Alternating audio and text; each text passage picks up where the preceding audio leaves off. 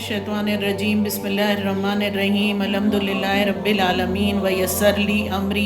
अस्सलाम वालेकुम व रहमतुल्लाहि व बरकातहू। मैं एक बार फिर आपके साथ आपकी मेज़बान शाइस्ता सईद, और आज मैं अपनी बातचीत का आगाज़ एक मिर्ज़ा गालिब साहब के एक शेर से करूँगी कि क़ैद हयात व बंद गम असल में दोनों एक हैं, मौत से पहले आदमी गम से निजात पाए क्यों।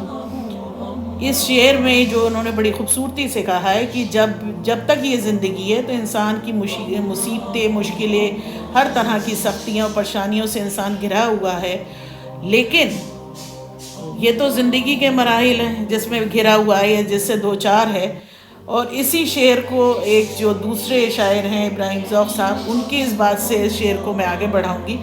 अब तो घबरा के ये कहते हैं कि मर जाएं, मर के भी चैन न पाया तो किधर जाएंगे। यानी दोनों पहलू आपके सामने हैं कि एक तरफ तो ये है कि ज़िंदगी की उलझनें, परेशानियाँ, तकलीफ़ें हैं, सब कुछ हैं, उसमें घिरे हुए हैं, तो जब मर जाएंगे तो चैन आ जाएगा। लेकिन दूसरे शेर में जो उन्होंने बड़ी गहरी बात कही है कि अगर मर के भी चैन ना पाया तो किधर जाएंगे।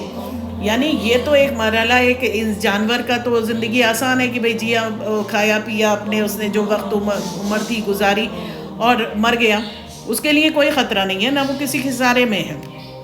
लेकिन इसके मुकाबले में एक इंसान जो है, जो हर वक्त मुश्किलें भी झेल रहा है, परेशानियाँ भी झेल रहा है, लेकिन उसको एक बात हमेशा, एक मोमिन बंदा है कि उसको ये भी बात एक मालूम है कि एक दिन ये ज़िंदगी ख़त्म हो जानी है और हमें अपने जो खालिक व मालिक हकीकी है उसके रूबरू पेश भी होना है। और इस ज़मन में जो है, इसमें हुजूर अपने प्यारे नबी सल्लल्लाहु अलैहि वसल्लम का एक फरमान है कि इब्ने आदम के पाँव क़यामत के रोज़ अपने हुजूर में जब वो हाजिर होगा, उसके हुजूर में अपने रब के, तो हिल नहीं सकेंगे जब तक इससे 5 चीज़ों का हिसाब ना ले लिया जाए।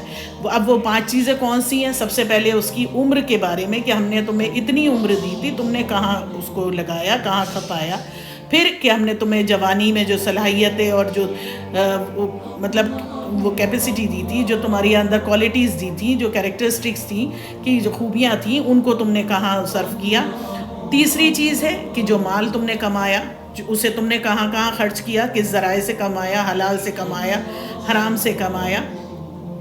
और जो तुम्हारे हुकूक़ थे वो तुमने पूरे किए या नहीं किए, और जो तुम्हें इल्म दिया गया था उसको तुमने उस पर अमल किया या नहीं किया, या उससे। तो ये सब चीज़ें हैं जिसका सवाल जवाब हर इंसान को होना पड़ेगा। और इसको कलाम पाक में बड़ी बहुत ही खूबसूरती से जगह जगह अल्लाह पाक ने समझाया इंसान को, लेकिन समझ में उन्हीं के आएगा जो कलाम पाक पढ़ते हैं, जानते हैं। अब इस दुनिया की अगर हम देखें कि हम जो भी ज़िंदगी है जो गुजार रहे हैं, मसले मसाइलें हैं, सारी तकलीफ़ें और मुश्किलें, परेशानियाँ झेलते हुए, ये उस उम्मीद से कि हम जाएंगे, लेकिन अगर हम इस 5 चीज़ों के जवाब में कहीं अटक गए तो भी हम खिसारे में हैं। तो इन बातों को समझने के लिए हमें ये देखना होगा कि जो भी हम चीज़ें कर रहे हैं वो इन अल्लाह के, वही वाली बात आ गई कि अल्लाह के हुक्म के मुताबिक हैं या नहीं हैं। अब मैं अपनी इस बात को आगे बढ़ाऊंगी डॉक्टर इसरार साहब की ही बात से कि उन्होंने बड़े खूबसूरती से इसको बयान किया है कि एक इंसान अगर ये सोचे कि नहीं भाई मैंने सब अच्छा कमा लिया, हलाल कमा लिया, मैंने हुकूक भी अदा कर दिए, मैंने अपने इल्म को भी ज़ाया नहीं किया, सब कुछ किया और मैंने सब काम कर लिया, अब मुझे कोई परेशानी नहीं, अब तो इंशाल्लाह मेरी जन्नत पक्की है। तो अब अगर इस बात को सोचिए तो फिर ये सोचिए कि हज़रत अबू बकर सिद्दीक़ रज़ी अल्लाह ताला अन्हु क्यों रोते थे, वो क्यों कपकपा जाते थे जब अज़ान की आवाज़ आ रही है। ज़रा सा उन्होंने तसव्वुर किया, वो कपकपा जाते थे और कहते थे काश में चिड़िया होता, काश में घास होता, जबकि वो तो सिद्दीक़ीन के दर्जों पे फाइज़ हैं। वो तो मतलब उनको तो जन्नत की बिशारत है, उनके लिए तो कोई ख़तरा ही नहीं है, लेकिन वो कपकपा जाते थे, रोज़ जाते थे और सवाल करते थे। तो इन बातों को अगर हम ज़रा सा अपने दिमाग में लाएं और सोचें तो फिर हमें पता चलेगा कि हम कहाँ पे मतलब बिल्कुल आराम से बैठे हुए हैं और हमें बिल्कुल कोई परवाह ही नहीं है। तो इस कैफियत को अगर हमें समझना है तो एक मैं आपके साथ हदीस मुबारक शेयर करूँगी जिसके रावी हैं हज़रत आयशा रज़ी अल्लाह ताला अन्हा की रिवायत है। वो बुखारी शरीफ में भी है और मुस्लिम में भी आई है कि हज़रत आयशा रज़ी अल्लाह ताला अन्हा बयान करती हैं कि रसूल अल्लाह सल्लल्लाहु अलैहि वसल्लम ने इरशाद फरमाया, क़यामत के रोज़ जिसका हिसाब लिया जाएगा इसको तो ज़रूर अज़ाब दिया जाएगा। इस पर मैंने अर्ज़ किया, क्या अल्लाह ताला ने یہ نہیں فرمایا فسوف یحاسب حساب یسیرا، تو آپ صلی اللہ علیہ وسلم نے ارشاد فرمایا یہ حساب نہیں ہوگا، یہ تو محض اعمال نامے پیش کیے جانا ہوگا روز قیامت، جس کے حساب کی جانچ پڑتال کی گئی تو ضرور عذاب دیا جائے گا. یعنی جس کے مطلب اعمالوں کی جانچ پڑتال ہوئی تو سمجھ لو اس کو تو ضرور مطلب عذاب دیا جائے گا. یعنی جس خوش قسمت انسان کا اعمال نامہ اس کے دائیں ہاتھ میں دے دیا جائے گا، اس سے تو نہ کوئی سوال ہوگا اور نہ ہی اس کا کوئی محاسبہ یا اس کی کوئی پکڑ ہوگی. اس کے برعکس بس اس کے اعمال نامے کو ایک نظر دیکھ کر اس کی خطاؤں کو معاف کر دیا جائے گا. لیکن وہ شخص جس کا اعمال نامہ جو ہے دنیا میں مطلب وہ کچھ بھی کراؤ کچھ بھی، اگر بس اس کے اعمال نامے کو دیکھا اور اس کو ہاتھ میں دے دیا تو اس کے داہنے ہاتھ میں اگر دے دیا تو وہ خوش نصیب ہے اور اس سے نرمی کا معاملہ ہوگا، یعنی اللہ تعالیٰ اس شخص سے نرمی کا معاملہ فرمائے گا. اور اس کے برعکس جو دوسری بات آتی ہے کہ اب دوسرا بات کیا ہے کہ جس کا حساب بھی ہو رہا ہے اور اس کا کیا ہو رہا ہے کہ اعمال نامہ بائیں ہاتھ میں دیا جا رہا ہے، تو وہ بہت سخت خسارے میں ہے. دنیا میں وہ حرام کی کمائی سے اپنے اہل و عیال کے ساتھ عیش کرتا رہا اور آخرت کے محاسبے کا کبھی اگر اس نے تصور بھی نہیں کیا. یہاں پر ایک اہم نقطہ یہ بھی ہے کہ اگر کوئی شخص اپنی روزی 100% حلال ذرائع سے کما رہا ہے لیکن وہ اللہ کے دین کا حق نہیں ادا کر رہا. آپ یہ کہیں گے دین کا حق کیا ہوتا ہے؟ بھئی ہم تو نماز پڑھتے ہیں، روزہ رکھتے ہیں، سب کچھ کرتے ہیں.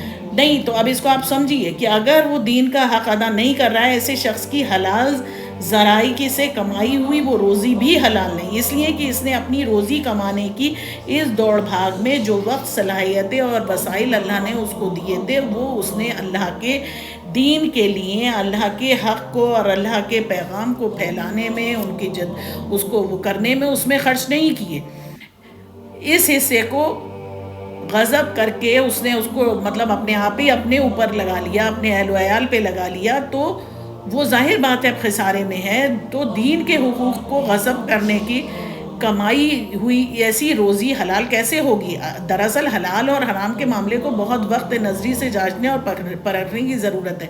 بدقسمتی سے ہمارے یہاں حلال حرام بس ہم یہی سمجھتے ہیں کہ بھئی یہ چیز اللہ نے منع کری، یہ کھا لو، یہ نہیں کھا لو، لیکن اس کے علاوہ بھی اس پہ بات کی جا سکتی ہے، اس میں بہت گہرائی ہے. مثلاً ایک عام مسلمان سور کو گوشت کھانے کا تصور بھی نہیں کر سکتا، لیکن وہ اس بکری کا گوشت بڑے مزے سے اور آسانی سے کھا لیتا ہے جو اس نے کسی کی جیب پر ڈاکر ڈال کر خریدی ہو یا مطلب آرام سے کر لی، کوئی محنت نہیں کری. اب ایسی کسی بکری کے بارے میں کون کہے گا کہ وہ حلال اور حرام نہیں ہے؟ تو مطلب کھانے میں آرام سے بیٹھ کے کھانا، محنت نہ کرنا، دین کے لیے کوئی مشقت نہ کرنا، اس موضوع کا ایک پہلو یہ بھی ہے کہ کوئی مسلمان باطل کے غلبے کے تحت اطمینان اور سکون سے زندگی بسر کر رہا ہو اور اس نظام کو تبدیل کرنے کی کوئی جد و جہد نہیں کر رہا ہے. یعنی آپ کے اوپر جو نظام ہے، جس ماحول میں رہ رہے ہیں، وہ باطل کا نظام ہے اور اس میں آپ خوش ہیں اور مگن ہیں اور آپ کوئی تبدیلی اس میں، نہ آپ کو کوئی غم ہو رہا ہے، نہ آپ کو کوئی فکر ہو رہی ہے، نہ آپ کو کوئی دل پہ گرا گزر رہی.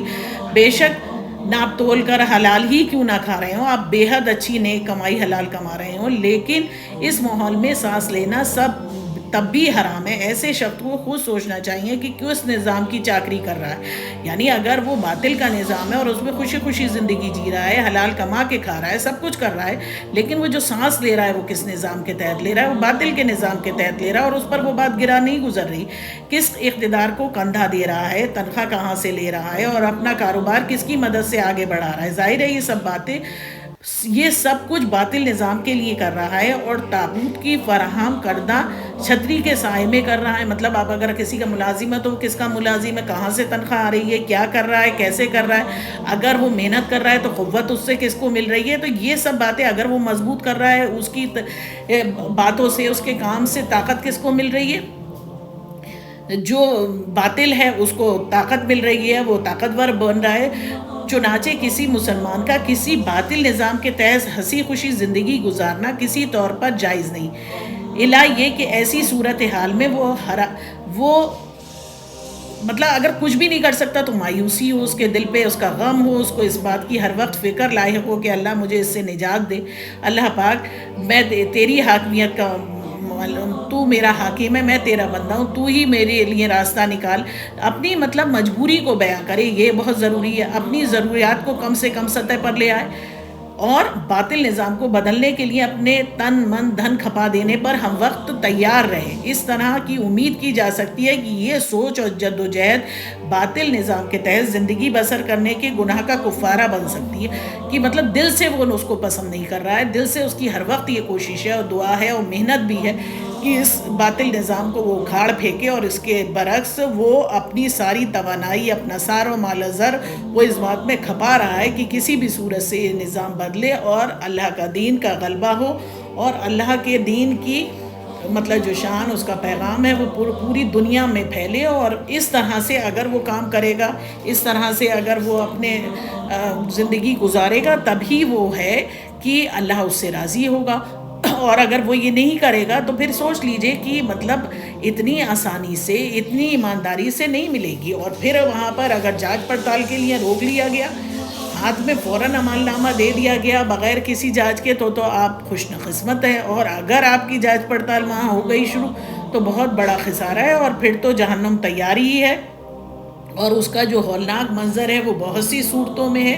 آپ کلام پاک کی صورتیں پڑھیے جس کو آپ کے تصور سے بھی ماور آئے. جنت اور دوزخ کا تصور تو ہم اس اپنے دماغ سے کر ہی نہیں سکتے. ایک ذرا سی مشکل میں تو ہم حیا کرنے لگ جاتے ہیں. تو آپ اگر اس طرح کی صورت حال ہو کہ دوزخ میں ڈالا جائے گا یا دوزخ کے ہم وہ بن جائیں، امیدوار بن جائیں، اور ہمارے اعمال ہو، اب یہی ہے کہ اگر کہیں برا ہو رہا ہے، ناحق ہو رہا ہے، غلط ہو رہا ہے، اور آپ کو کوئی فربہ ہی نہیں، آپ کے گھر بھائی مرغا بن رہا ہے، بریانی بن رہی، فرینیاں بن رہی ہیں، آپ ایش سے کھا رہے ہیں، اے سی میں بیٹھے، آپ کے ماتھے پہ سلوٹ بھی نہیں آ رہی، بس باتوں میں حصہ لے لیا، ایسا ہونا چاہیے، وہ ہونا چاہیے، اور آپ کی اپنی کوشش نہیں ہے. آپ کی کوشش جتنی بھی ہو، جیسی بھی ہو، جیسے آپ کے حالات ہیں، جتنی آپ کی اللہ نے صلاحیتیں رکھی ہیں، جتنا آپ کا ہے حق، جتنا آپ کر سکتے ہیں، وہ بھی آپ کنٹریبیوٹ نہیں کر رہے ہیں. صرف مستی سے بیٹھے ہوئے کہ بھائی ہم کیوں کریں، ہمارا تھوڑی مطلب ہے. ٹھیک ہے، ہمارا تو چل ہی رہا ہے، ہم حلال کما رہے ہیں، حلال ہمارے پاس آ رہا ہے، ہم حلال سے کھا رہے ہیں، ہمیں کیا فرق پڑ رہا ہے، ہونے دو جو دنیا میں ہو رہا ہے. تو اس پہ بھی بہت بڑی پکڑ ہے. اور اس کی پکڑ ایسا نہیں ہے کہ آپ یہ کہہ کے چھوٹ جائیں کہ نہیں ایسا نہیں ہوتا،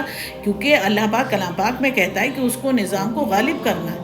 اور اگر نہیں کر سکتے جو بھی ہے تو آپ اس کے لیے دل میں ایک خلش رکھیے، ایک اس کے لیے یہ رکھیے کہ برا ہے، اللہ پاک مجھے اس سے نجات دے.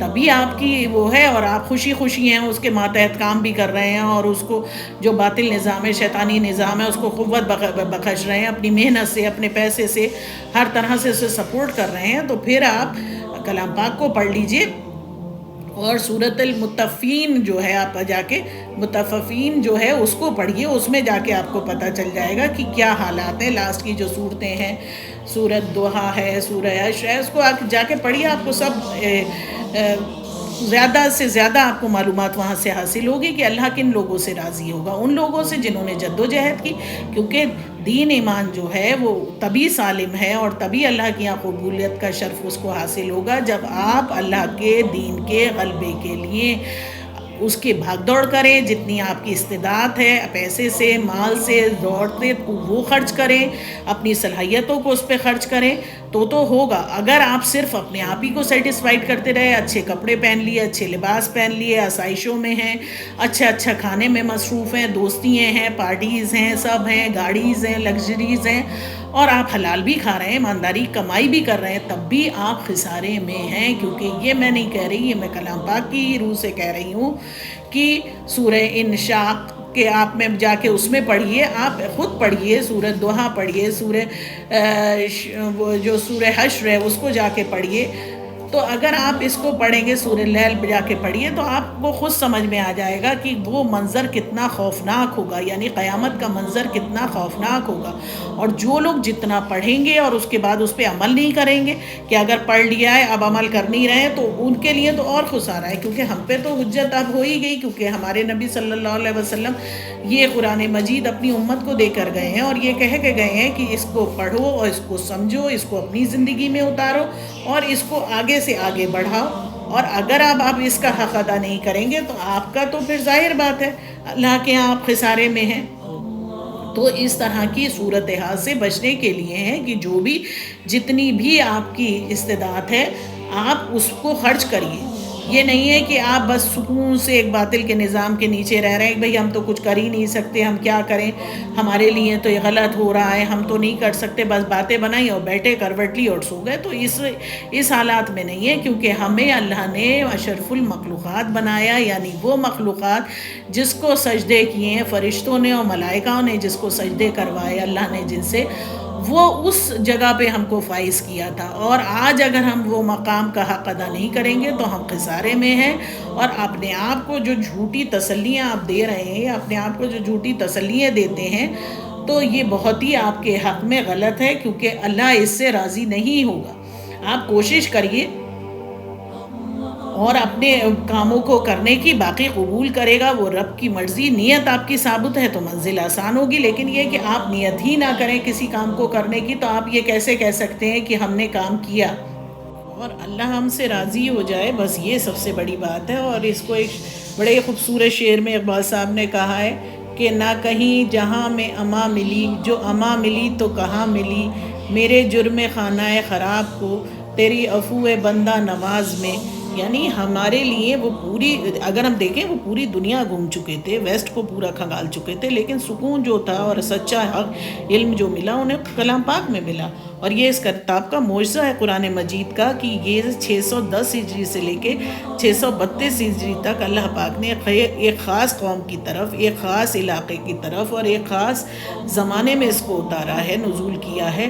لیکن اس کا یہ معجزہ ہے کہ یہ تا قیامت تک لوگ اس سے فیضیاب ہوتے رہیں گے. یہ اپنے آپ میں ایک معجزہ ہے. آپ اور کتابیں بھی دیکھ لیجئے کہ اگر ہم کسی کتاب کو جب پڑھتے ہیں تو اگر اس کا دوبارہ اٹھا لیں اور مضمون یاد آ جائے تو فوراً رکھ دیتے ہیں کہ ہاں بھئی ہم نے اس کو پڑھ لیا. لیکن ایک عام انسان جو زندگی میں بالکل کچھ نہیں جانتا، صرف عربی میں ہی پڑھ رہا ہے، وہ اس کو ہر روز بھی پڑھتا ہے، تب بھی اس کو اور تشنگی بڑھتی چلی جاتی ہے. تو یہی بات سمجھنا ہوگی کہ ہمیں اپنے علم کو جو ہم نے حاصل کیا اسے دنیا میں پھیلانا ہوگا، اس کا چرچا کرنا ہوگا. اور اللہ پاک یہ بھی کہتا ہے کہ اللہ جو تمہیں نوازے، جو تمہیں چیزیں دے، دولت دے، کچھ بھی دے، جو بھی تمہیں دے رہا ہے اس کا شکر ادا کرو. جس طرح سے شکر کرنے کا حق ہے اس کا چرچا کرو، اس کے انعام کا، جو اس نے نعمتیں تمہیں دی ہیں اس کا چرچا کرو، اعلان کرو. یہ نہیں کہ دیا تو بھائی کیوں بتائیں، ہم تو منہ پہ 50 سلوٹے ڈالے گھوم رہے ہیں، ارے بھائی ہمارے حالات برے ہیں، یہ وہ، تو یہ اور کفران نعمت ہے، یہ بھی غلط ہوگا. اور اس نعمت کا صحیح استعمال ہونا چاہیے، یعنی کہ ہمیں اگر دیا ہے اور ہم نے حلال کمایا ہے، صحیح راستے پہ ہے، تو بھی ہمیں ان چیزوں کا استعمال دین کے غلبے کے لیے، دین کی جد و جہد کے لیے، دین کے پیغام کو عام کرنے کے لیے ہر مومن کو کرنا ہے. وہ یہ کہہ کے، جس کی جتنی استطاعت ہے، وہ یہ کہہ کے نہیں چھوٹ سکتا کہ نہیں مجھے تو پتہ ہی نہیں تھا، کیونکہ اگر وہ مومن ہے تو وہ یہ کہہ ہی نہیں سکتا کہ مجھے پتہ نہیں تھا. تو اس بات کو بہت ہے کہ اس کو سمجھنے کی ضرورت، کی اس کو تو ہم فراموش کر ہی نہیں سکتے کسی حال کی ہم کو پتہ نہیں تھا یا ہم کو معلوم نہیں تھا. اور کلام پاک خود اپنے آپ معجزہ ہے. اگر آپ ان باتوں کو پڑھیں گے، جو چیز بھی میں آپ کو بتاتی ہوں، میرا اس کا سورس جو رہتا ہے وہ کلام پاک ہے، اور اسی سے دے کر، اور میرے جو جن سے میں بہت زیادہ مانوس ہوں، جن کی باتیں میرے عقل میں بہت زیادہ اندر تک آتی ہیں، وہ ہیں مرحوم ڈاکٹر اسرار احمد صاحب. جس طرح سے وہ کنیکٹ کر کے سمجھاتے ہیں، باتوں کو وضاحت کر دیتے ہیں، جو بالکل کلین ہو جاتی ہیں، بالکل کرسٹل کلین کہتے ہیں کہ بالکل صاف طور سے آپ کو سمجھ میں آتی ہیں، کوئی اس میں وہ نہیں رہتی الجھن کی سمجھ میں نہ آئے.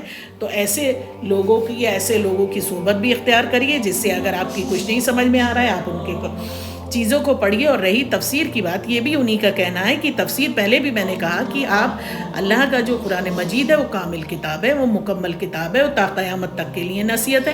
لیکن جو بھی اس کی تفسیریں، اور چاہے کسی نے بھی کی ہوں، چاہے وہ کتنا بھی بڑے عالم علماء کیوں نہ رہے ہوں، کیونکہ وہ انسان ہے اور ہر انسان کی ایک اپنی شخصیت ہوتی ہے. تو کوئی بھی انسان قرآن کریم کا پورے طور سے اس کی تفسیر کا بھی حق ادا نہیں کر سکتا. وہ صرف اللہ کا کلام ہے اور وہ اللہ ہی کو زیب دیتا ہے. ہم لوگ الگ الگ طرح سے تفسیر تو کر سکتے ہیں، جو بھی علماء ہیں جنہوں نے کی ہے، لیکن ظاہر بات ہے وہ بھی انسان ہیں، ان کے بشری تقاضے ہیں. ہر ایک کو پہلو کو کور کر پانا کسی بھی انسان کے بس کی بات نہیں ہے. یہ اللہ کا علم ہے اور اللہ ہی سے بہتر جانتا ہے. لیکن بہتر یہی ہے کہ ہم اس کی کتاب اسی کی زبان میں جس میں اس نے اتاری اسی میں پڑھیں گے تو ہم زیادہ فیضیاب ہوں گے. اور اگر ہم اس طرح سے پڑھیں گے تو کسی ایک کو نہ پڑھیے آپ، ہر ایک، مطلب اگر آپ تفسیر میں جا رہے ہیں، تفسیر پڑھتے ہیں، تو تفسیر میں آپ 2 4 6 لوگوں کی تفسیر جو اوتھینٹک جو ہے علماء، ان کی تفسیر پڑھیے. اور ان سے آپ اخذ لیجئے، ایک کی تفسیر کو نہ لے کے بیٹھیے، کیونکہ ایک انسان کی شخصیت میں جو بھی اس کے پہلو نمایاں ہوں گے وہ اس میں میں نے وہی والی بات بتائی تھی کہ جیسے آپ چائے کا دے دیجئے کہ ایک طرح کی چائے کی پتی ہو، ایک طرح کی شکر ہو، ایک طرح کا پانی، میجرمنٹ بھی ہو، لیکن بنانے والوں کے اگر 3 لوگ بنا رہے ہیں اس کو تو ان کا الگ الگ ذائقہ ہوگا. تو اسی طرح سے تفسیر میں فرق نمایاں ہو جاتا ہے. تو بہتر یہی ہے کہ اگر آپ تفسیر میں بھی پڑھ رہے ہیں تو آپ ان علماء کو پڑھیے، الگ الگ علماء کو، اور اپنے دھیان سے. اور بہتر تو یہی ہے کہ آپ عربی سیکھیں اور بچوں کو عربی کی طرف لائیں تاکہ وہ سمجھ کے پڑھیں اور اس کا حق ادا کریں. حلال کمانا بھی اچھی بات ہے، لیکن اس کے بعد بھی ہماری ڈیوٹی کم نہیں ہو جاتی کہ حلال سے کما لیا، آرام سے کھا لیا، زندگی عیش سے گزار لی، کیونکہ ہم وہ چیز نہیں ہے. اس کے لیے ہمیں اللہ نے پیدا نہیں کیا ہے. اللہ نے ہمیں جس چیز کے لیے پیدا کیا ہے وہ مقصد آپ کلام پاک میں تلاش کریے کہ ہم جو ہیں وہ اشرف المخلوقات بنائے گئے ہیں، جن کو سجدے کیے ہیں فرشتوں نے اور ملائکہ نے، تو اللہ نے ہم سے کچھ بڑا ہی چاہا ہے. تو اس بات کو سمجھنے کی کوشش کریے، اور اس بات کو کہ پست پشت ڈال دیں کہ ارے نہیں یہ تو یہ روز ہی آ کے بولنے لگتی ہیں، پتہ نہیں کیا بولتی ہیں، ہماری سمجھ میں نہیں آتا، یہ کہہ کے اگر آپ چھوٹ رہے ہیں یہ تو مجھے اللہ نے تھوڑا سا جگایا یا مجھے کچھ تھوڑی سی بیداری دی جو مجھے لگا کہ نہیں ہاں یہ کرنا چاہیے، تو میں نے اس کو پڑھا اور اللہ مجھے شوق دے میں اور آگے بڑھوں اور آگے سے زیادہ میں جو بھی کر سکتی ہوں اپنے تئیں وہ اس کو پورا کروں. تو یہ ہر انسان کی کوشش ہونی چاہیے، کسی ایک انسان کی کوشش نہیں ہونی چاہیے. اور اس بات کو سمجھنے کی بھی ضرورت ہے کہ آپ بھی وقت نکالیے، پڑھیے اور سمجھیے اور اللہ کی باتوں کا چرچا کیجیے، اس کی باتوں کو جو اس کے نعمتیں اس کا اعلان کیجیے اور اس کے پیغام کو دنیا میں عام کریے جو اللہ آپ سے چاہتا ہے. اور یہی بات میں آپ سے بار بار کہوں گی، اس کے لیے ضروری ہے کہ آپ کو عربی آنا چاہیے. اب اگر نہیں آپ سیکھ سکتے تو کم سے کم آنے والی جو نسلیں ہیں آپ ان کو عربی سکھائیے. اور موت اور زندگی سب اللہ کے ہاتھ میں ہے. اور وہی چیز میں پرانے لیکچروں کی ریپیٹیشن پھر ایک بار یہاں کروں گی کہ جو چیز ہمیں دکھتی نہیں ہے وہ حقیقت میں وہی حقیقت ہے جو ہمارے سامنے ہے. یہ زندگی کھیل تماشا ہے، دھوکے کا سامان ہے. اس کی حقیقت مچھر کے پر سے زیادہ نہیں ہے. یہ مچھر کے پر کے مانند ہے، ایک دھوکے کا سامان ہے، ایک ٹیمپریری فیز ہے، ایک اسٹیشن ہے. لیکن ابدی لائف جو ہے ہماری آفٹر ڈیتھ ہے، جہاں ہمیں زندگی بھر جہاں پہ زندگی رہنا ہے، گزارنا ہے. اور جو جنت میں گیا وہ کامیاب ہو گیا، اور جس نے نیک عمل کیے وہ یہاں پہ بھی خوش و خرم رہے گا. اللہ کی خوشنودی اس کو یہاں پہ بھی حاصل ہوگی. تو یہ سب باتیں سمجھ کے رکھیے کہ اللہ ہم سے کیا چاہتا ہے، کیا کرنا چاہیے. اگر ہم نے کما لیا، ہمارے پاس وسائل ہیں، اسے خرچ کرو. اپنے ہی لیے جوڑ کے نہ بیٹھ جاؤ کہ بس صرف اپنی ذات پر خرچ ہو رہے ہیں، اپنے لیے خرچ ہو رہے ہیں، باقی کچھ نہیں. اٹھ کے 5 وقت نمازیں پڑھ لی، اٹھ کے یہ ادا کر دیا، اس سے بھی کامیابی حاصل نہیں ہوگی. کیونکہ جس کو جتنا زیادہ دے رہا ہے اس سے اتنی ہی زیادہ پوچھ تاچھ ہوگی. جس کے پاس جتنا کم وسائل ہوں گے اس کی پوچھ تاچھ کم ہوگی. لیکن دین کے معاملے میں یہ تو کوئی نہیں کہہ سکتا کہ ہمیں پتہ نہیں تھا، کیونکہ قرآن مجید سب کے پاس ہے. دولت کے معیار سے تو ہو سکتا ہے، لیکن دولت جن کے پاس ہے ان کو بھی ضرورت ہے کہ وہ اور میں نہ لگے رہیں، اس کو سمجھیں، اس کو پھیلائیں اللہ کے دین کو، اور اپنے بچوں کو بھی لائیں اس طرف. اور دین کا جو حق ہے اللہ جو چاہتا ہے اس طرح سے حق ادا کریں جس طرح سے اللہ کو محبوب ہے. اور اللہ نے جو پیغام اپنے محبوب صلی اللہ علیہ وسلم کے ذریعے ہم تک پہنچایا، یعنی امت تک پہنچایا، اور انہوں نے ہمیں آخری خطبہ جو ہے آپ کا جو آپ نے دیا صلی اللہ علیہ وسلم نے، وہ آپ بار بار سنیے کہ انہوں نے دے دیا کہ جو یہاں موجود ہیں ان کے لیے بھی ہے، اور جو یہاں موجود نہیں آپ ان تک پہنچا دیجیے. اور انہوں نے آپ کے ہر گھر میں کلام پاک موجود ہے، اس لیے اب کچھ کہنے کی زیادہ ضرورت بھی نہیں ہے. اور ایک بار میں پھر آپ سے اجازت چاہوں گی، آپ کی میزبان شائستہ سعید. تب تک کے لیے اللہ حافظ، انشاءاللہ پھر ملوں.